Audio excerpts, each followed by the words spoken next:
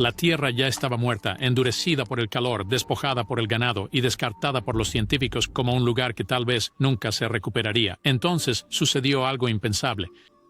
Como pueden ver, todavía hay humedad aquí abajo, pero el suelo es un desastre. Ya no puede regenerarse por sí mismo. En lugar de árboles o una restauración cuidadosa, los camiones comenzaron a arrojar montañas de cáscaras de naranja en descomposición directamente en un bosque protegido. Esto no era compost ni un tratamiento controlado del suelo, sino desechos industriales crudos esparcidos lo suficientemente gruesos como para borrar el suelo mismo. Siguieron demandas y el proyecto fue cerrado. Todos se alejaron asumiendo que el daño era permanente, pero años después, la verdad era mucho peor porque lo que la naturaleza hizo a continuación fue una locura. La tierra que ya estaba destruida. El sitio se encontraba en el noroeste de Costa Rica, dentro de una región que ya había sido llevada más allá del fracaso ecológico normal.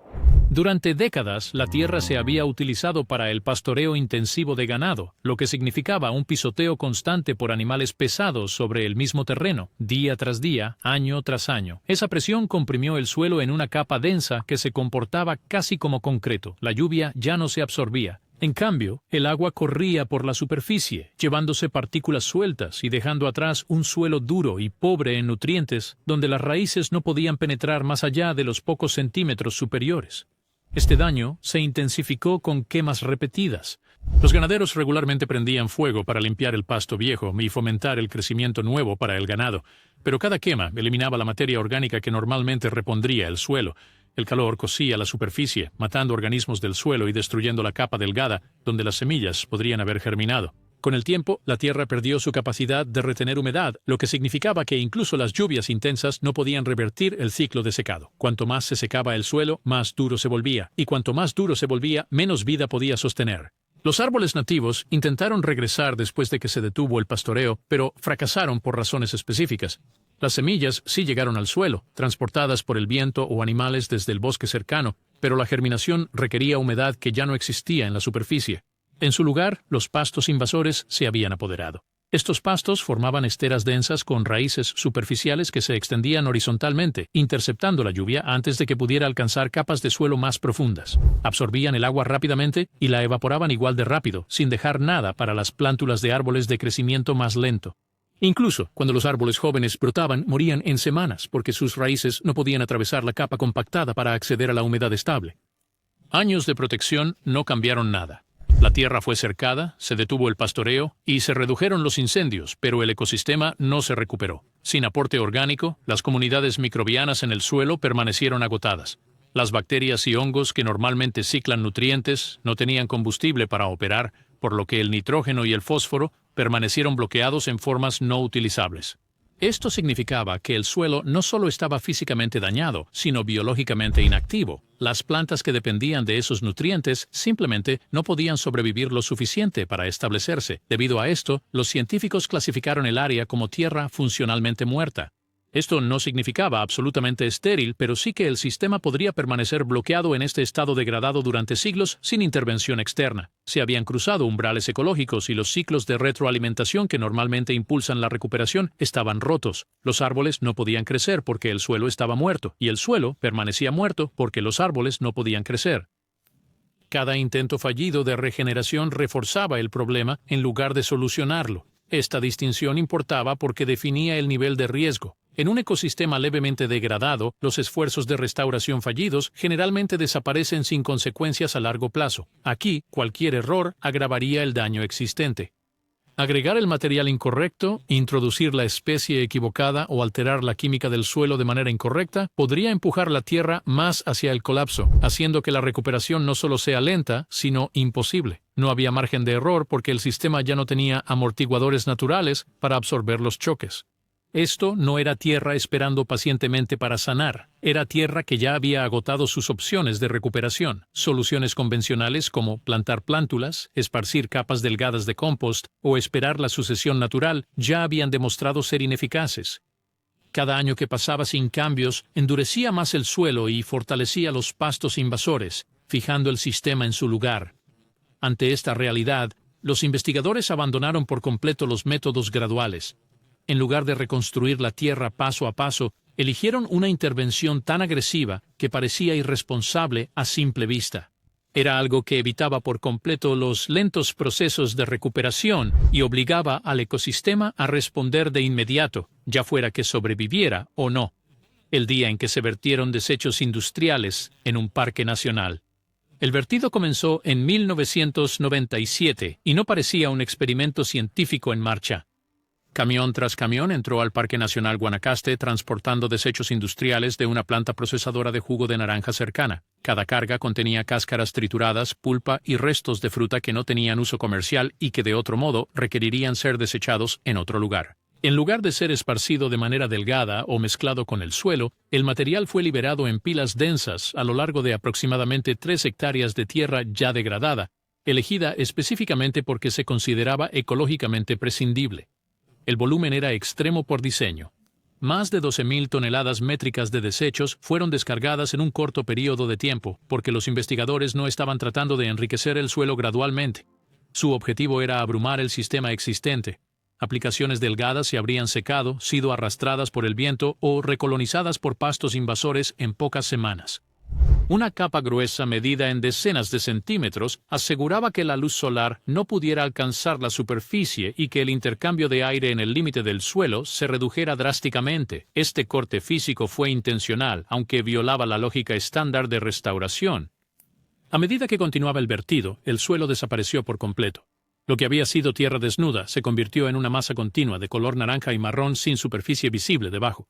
Los miembros del equipo describieron el olor como inevitable y persistente, causado por compuestos volátiles liberados cuando los azúcares y ácidos de la fruta comenzaron a descomponerse casi de inmediato. Las moscas llegaron primero, seguidas por escarabajos, hormigas y otros insectos atraídos por el material orgánico en fermentación. Animales más grandes siguieron a los insectos. El sitio se volvió biológicamente activo en cuestión de días, pero no de una manera que pareciera recuperación. Los investigadores en el lugar no eran observadores tranquilos o confiados. Muchos estaban visiblemente incómodos con lo que estaban viendo suceder. Entendían la teoría biológica detrás del plan, pero la magnitud generaba dudas incluso entre los involucrados. Esto no era un terreno controlado en un campo agrícola. Era un parque nacional, y el material que se estaba vertiendo estaba legalmente clasificado como desechos industriales. Varios miembros del equipo expresaron su preocupación de que el proyecto se detuviera antes de que pudiera producir resultados, no porque fallara científicamente, sino porque cruzaba límites regulatorios y públicos. Esas preocupaciones resultaron ser precisas. Para cualquiera que encontrara el sitio sin contexto, la actividad parecía indistinguible de un vertido ilegal. No había señales explicando el experimento ni una transición gradual de tierra tratada a no tratada, y no había indicación visual inmediata de que esto era restauración en lugar de eliminación. Los desechos sofocaron todo lo que había debajo, bloquearon el flujo de aire al suelo y liberaron olores lo suficientemente fuertes como para viajar más allá del área inmediata. El personal del parque recibió quejas, los visitantes se dieron cuenta y los intereses competidores tomaron fotos. La escala de la operación eliminó cualquier posibilidad de una reversión rápida. Una vez que se vertieron los desechos, removerlos requeriría maquinaria pesada, excavación del suelo y transporte fuera del parque, todo lo cual causaría daños adicionales, y los investigadores entendieron esto claramente. La decisión de proceder significaba comprometerse completamente, sabiendo que, si el experimento fallaba, la Tierra probablemente estaría peor que antes. Esto no fue una prueba piloto, sino una intervención irreversible. La reacción negativa aumentó cuando una empresa de jugos competidora presentó una demanda, argumentando que el proyecto constituía una eliminación ilegal de desechos dentro de un área protegida. El problema legal no era la efectividad biológica, sino la clasificación. Los desechos de cítricos, independientemente de su naturaleza orgánica, se consideraron bajo las regulaciones de subproductos industriales. El tribunal no evaluó la intención ecológica, sino el cumplimiento, y ordenó detener inmediatamente todo el vertido. La detención repentina congeló el experimento en su fase más inestable. No se requirió limpieza y no se exigió monitoreo. El sitio quedó enterrado bajo material en descomposición sin supervisión ni recolección de datos. Los investigadores se vieron obligados a irse, sabiendo que lo que sucediera a continuación ocurriría sin observación, control ni intervención.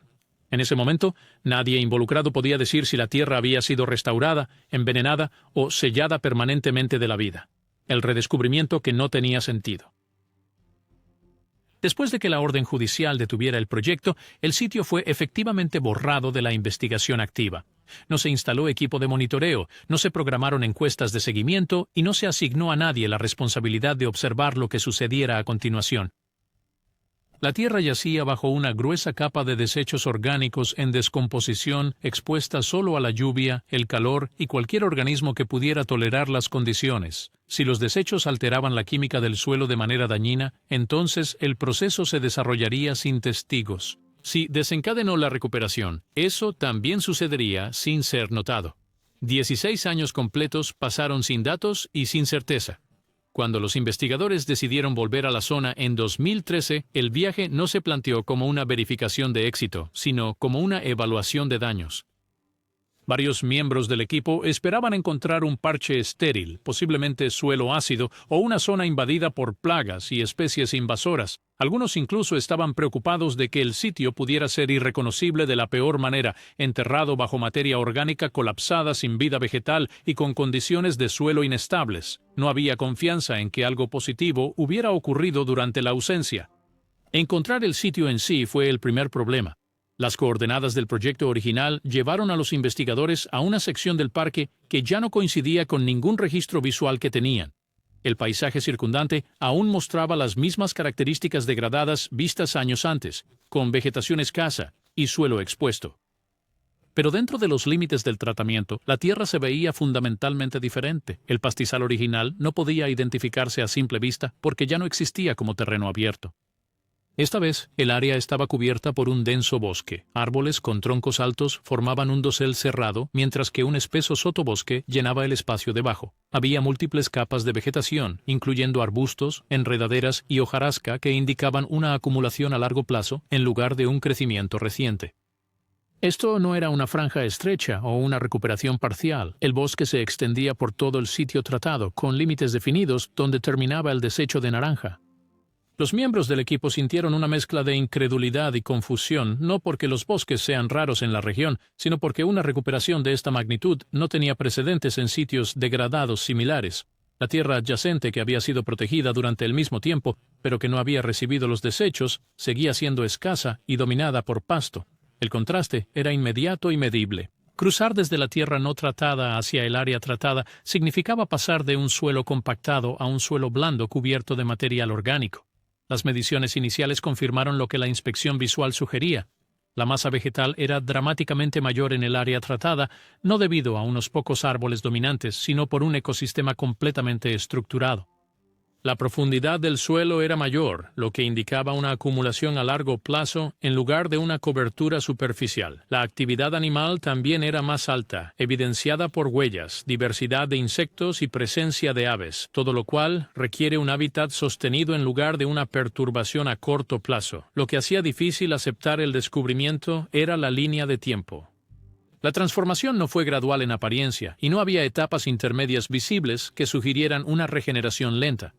El sistema había pasado de un estado de fracaso a uno de estabilidad sin marcadores de transición evidentes. Esto contradice los modelos ecológicos estándar que predicen un cambio lento e incremental en tierras severamente degradadas, especialmente sin manejo activo. Los investigadores recorrieron el sitio repetidamente, verificando los límites, volviendo a medir las parcelas y comparando las áreas de control no tratadas para confirmar que no estaban interpretando mal la ubicación. Sin embargo, los datos se mantuvieron consistentes. Cualquiera que fuera el proceso que había ocurrido bajo los desechos en descomposición, no solo había mejorado las condiciones, sino que las había restablecido. La pregunta inmediata no era si el bosque existía, porque eso era innegable. La pregunta era cómo los desechos industriales enterrados, dejados sin supervisión durante más de una década, habían producido un resultado que los métodos de restauración estándar no habían logrado. Responder a eso requería descomponer los mecanismos físicos y biológicos que habían operado sin ser vistos bajo la superficie, el mecanismo biológico detrás del cambio. Cuando el equipo comenzó a descomponer lo que había sucedido bajo la superficie, el ambiente cambió de curiosidad a incomodidad. El proceso fue efectivo, pero también brutal, y todos los involucrados entendieron que la Tierra no había sido restaurada suavemente. En cambio, había sido forzado a cambiar bajo condiciones que normalmente señalan colapso. El primer cambio fue inmediato y físico. Cuando se vertió el desecho naranja, no se mezcló con el suelo ni se posó ligeramente sobre él. Enterró completamente el terreno. En algunas áreas, la capa superaba medio metro, sellando la superficie de la luz solar y restringiendo drásticamente el flujo de aire.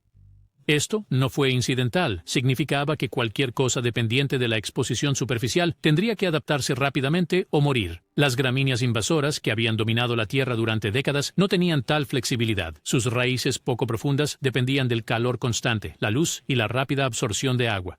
Una vez selladas bajo biomasa en descomposición, perdieron acceso al oxígeno y a la luz al mismo tiempo. La fotosíntesis se detuvo, la respiración falló y los ciclos de regeneración que habían sobrevivido a sequías e incendios simplemente terminaron. Los miembros del equipo que revisaron las condiciones iniciales describieron esta fase como asfixia en lugar de supresión, porque nada en ella fue gradual.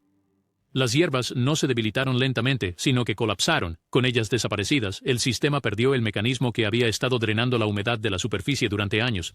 La lluvia que antes se evaporaba o escurría inmediatamente comenzó a moverse hacia abajo en lugar de hacia los lados. A medida que el agua se acumulaba debajo de la capa en descomposición, el suelo respondía mecánicamente. El suelo compactado se fractura cuando la humedad sostenida lo penetra repetidamente. Los espacios porosos se vuelven a abrir. El agua comienza a moverse verticalmente. Este proceso lleva tiempo, pero no requiere intervención humana una vez que se establecen las condiciones. Muestras de suelo tomadas años después mostraron una menor densidad y zonas de penetración más profundas, confirmando que la superficie endurecida se había roto físicamente. La respuesta biológica siguió rápida y agresivamente.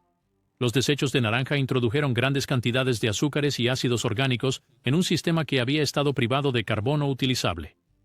Las bacterias y los hongos se multiplicaron rápidamente porque finalmente tenían energía, humedad y aislamiento del calor. Los investigadores que examinaron los recuentos microbianos describieron el cambio como extremo, no porque los microbios sean inusuales, sino porque la línea base había sido casi cero. El suelo no había estado inactivo, sino que había colapsado biológicamente.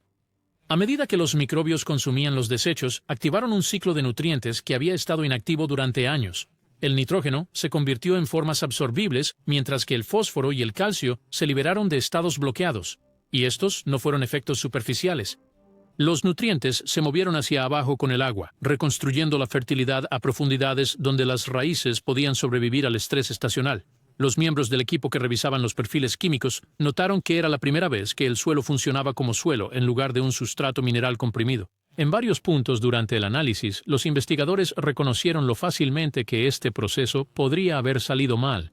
La descomposición con bajo oxígeno puede crear condiciones tóxicas, incluyendo ácidos dañinos y zonas anaeróbicas hostiles para la vida vegetal. Eso no ocurrió aquí porque los patrones de lluvia, la pendiente y el drenaje permitieron que el oxígeno persistiera en niveles críticos.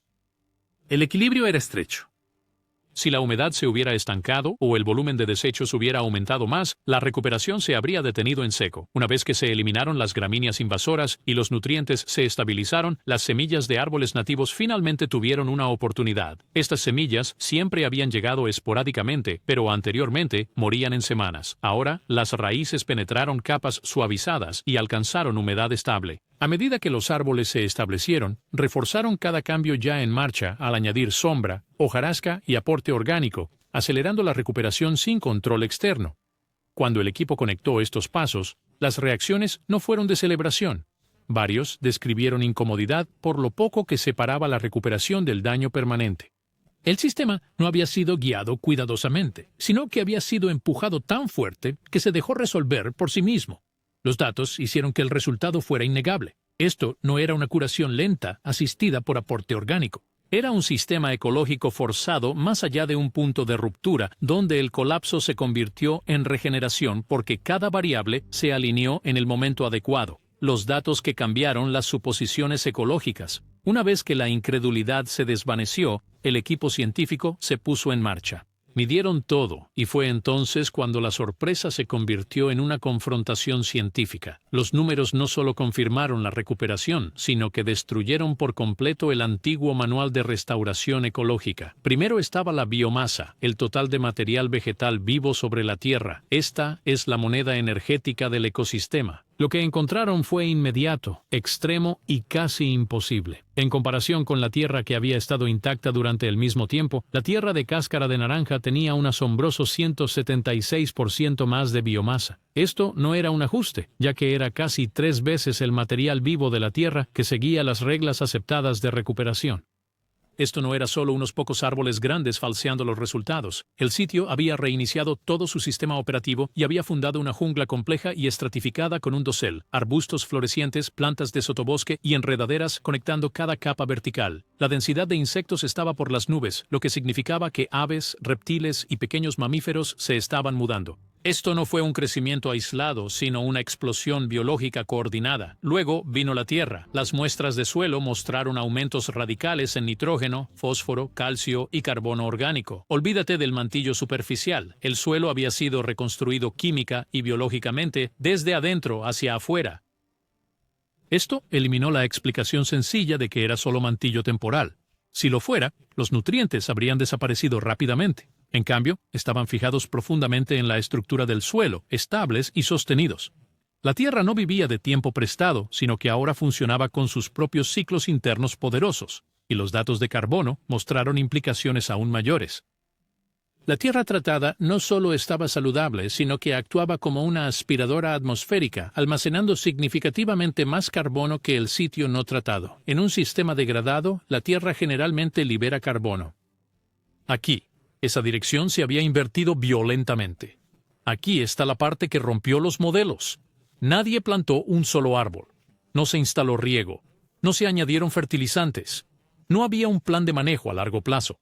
La restauración estándar dice que este nivel de recuperación toma décadas de intervención constante. En cambio, este sistema alcanzó un cierto punto, un umbral oculto, y simplemente se reorganizó. El consenso se dividió entre la pura emoción científica y un profundo sentido de terror. Si los ecosistemas podían cambiar tan rápido bajo la presión adecuada, entonces todo lo que pensábamos que sabíamos sobre los plazos de restauración era una mentira, pero esa presión es un arma de doble filo. Esto no era una fórmula universal, sino un sistema llevado al límite y con la suerte de caer del lado de la regeneración. Esta historia de éxito es en realidad una advertencia escalofriante sobre lo delgada que es la línea entre el daño total y el renacimiento total, y tenía una lección peligrosa para todos nosotros. Arrojaron montañas de cáscaras de naranja en un bosque. Lo que la naturaleza hizo después fue una locura. Después de que los datos se asentaron, el equipo llegó a una conclusión que fue mucho menos cómoda que el éxito en sí. El experimento había funcionado, pero no había sido seguro, controlado ni ampliamente repetible. Lo que sucedió en Costa Rica demostró que los ecosistemas pueden ser llevados a un cambio rápido usando un aporte orgánico concentrado, pero también mostró lo estrecho que era realmente el margen para el éxito.